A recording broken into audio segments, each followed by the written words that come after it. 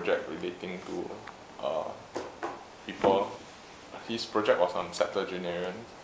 So yeah, so he was looking for councils and organizations to have interview with, but then instead he went to the Institute of Policy Studies in NUS. Okay.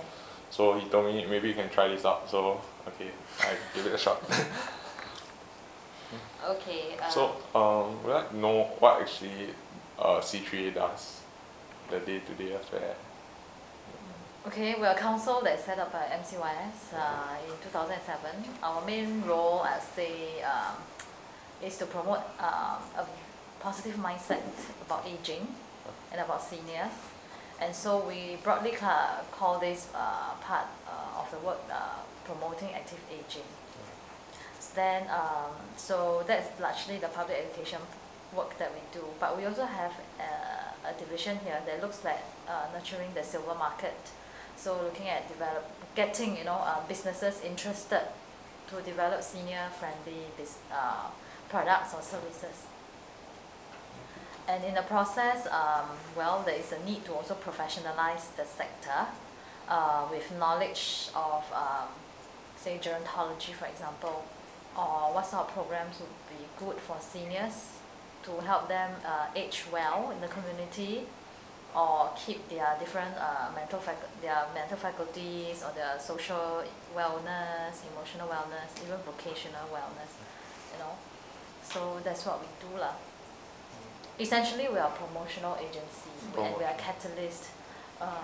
Wherever we identify any gaps in, let's say, the service or the programming, we do actively find partners to help us plug the gap. If we can't find partners, we will then roll out pilots ourselves to plug those gaps.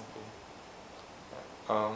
Basically, I'd like to know, is it very rampant to see the problem of generation gap in our workforce between the old and the young, older workers? I think it's quite industry specific. Yeah. But generally, in industries where you see different generations of employees working together, then yes, there would be that gap. Okay, so what are the issues that this generation gap pose? I think it's probably about different expectations. For example, when it comes to authority, I think we are moving to a stage where people no longer respect authority just because of age. In the past, as long as you are someone who is old, they will say that you have to respect this person. He has the authority over you because of his seniority. All right. But now, I think with meritocracy, it's no longer how old you are, but what do you know. And at this day and age where information is no longer primarily residing in human beings, but accessible through Google or and a lot of other platforms, again, the younger employees, for example, may feel that why should I, listen or consult with an older person? I can go to Google, I can go YouTube and learn how to do this, how to do that. So, whereas for the people who are what we call generally the more matured workers, matured in terms of age, okay, they grew up in a different era where more or less they are taught to, show reverence to people who are older. And they believe in that you must take your time to work your way up to a certain position. Whereas I think generally the people who are younger, they don't think so. They feel that if I come in, I can do the same job as you. It doesn't then seem fair that I can't say earn that kind of salary just because I'm young.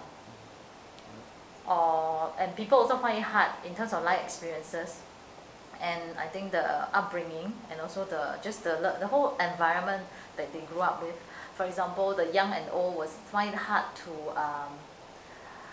to a large extent at workplace to say enjoy a common interest.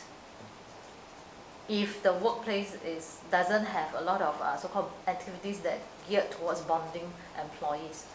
Okay. So does such pose a problem of productivity, especially when referring to the manufacturing and service industry? I would think so, as long as there's no common understanding between two people, frankly, regardless of age. Yeah. If we don't have a common understanding about the work process, I think it will impact your productivity. It could be that you have a very skilled craftsman, for example, all right, he probably usually will be old, and you have a newbie who just come on, but if this new person feel that, so you're just an old man, right? I don't want to respect you. And then even if, let's say, in terms of the factory line, if there's an issue, probably I think what we hear anecdotally will be that the young person would rather go and ask his friends how to solve the problem than to go and ask that older employee, all right? And so it could be the case that this older employee actually has gone through all these problems before. He knows what is wrong with the machine, for example, but because nobody asked him, he may not want to stay as well. So all these will, result in affecting the productivity lah. So what are possible proposed actions that we can take to aid in bridging the gap? I think in a work setting, intergenerational work teams are very important. You need to leverage on the different experiences and expertise of people across different age groups. I think generally but not always the case. The older people will have advantage in terms of presentation or communication skills, and studies have shown the older you get, your ability to communicate actually gets better. Okay, but in terms of, let's say, I mean this is being stereotypical, but I think generally when it comes to technological stuff, the younger people are able to pick it up faster. So, and mentorship is therefore very, very important. Getting an old person or older worker into the work team to provide that kind of mentorship is, I feel, very important. Recently I read an article about this idea called the concept of reverse mentoring, in which the younger generation educate the older generation in the workforce. So what are your views on such? We believe that, like I said just now, different generations have different things to bring to the table. That's why intergenerational work team is very important. In terms of reverse mentorship, I think we also have run intergenerational learning programs at two schools, one at RI, the other is Meridian JC, where we get the boys at RI to teach seniors, social networking skills, like Facebook, Skype, MSN, Messenger, etc. Then at Meridian JC, the youth actually taught the seniors things about how to maintain your physical health, how do you eat well, how do you keep your mental, make sure that you are mentally well in terms of mental health. So, the seniors say they have learned quite a lot from the kids, especially the IT module where the seniors who were previously not really IT savvy became, very familiar with these different social networking tools. Okay. So it does work. I mean, does the extent of success, is it very significant? Yes, if you go to our website, we actually posted the survey findings because, studies, because actually before we start the program, after we ended the program, we administered survey questions to the kids, right, and the seniors before the program started, after the program completion. So for RI it was 8 weeks. So there were some questions that we asked, the exact questions were asked before they participate in the program, after they participate in the program. And it measures largely the perception they have of the other generation, and it's found that the perceptions have improved tremendously after participating in this program. Okay. Are you aware of any firms that employ such strategy or? Well, yes, I think if you look, Maybank is Maybank. So do you know their progress in such? They actually won an award, I think last year or the year before. Do you know of this organization called Tripartite Alliance for Fair Employment Practices? Not really. Or we can check that out. Yeah, actually, as their name suggests, they are for fair employment. So they have actually done a study on harnessing the potential of multi-generational workforce. I don't know if we still have copies of their survey out there, but if we don't, you can actually go to their website or request for a meeting with them. I think they can tell you more about the study that they have done. So I was walking around outside, so I saw some projects with the slogan active aging, right? So and active living. So how can you apply this slogan into a project where you can active aging festival? Okay. Let's see whether I still got the survey report. For Council for the Age, as Alice mentioned earlier, we promote the concept of active aging amongst seniors primarily, to get them to have a positive mindset about aging actively, being prepared, and to take responsibility for your own old age. It's not about you sitting at home waiting to die kind of a thing, nor is it responsibility of the government for doing something for you kind of thing, but you yourself can do a lot of things, so you have to take responsibility for things like that.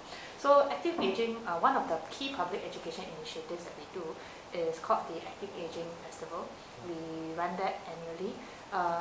It starts in April, sometime in April, and sometime in November.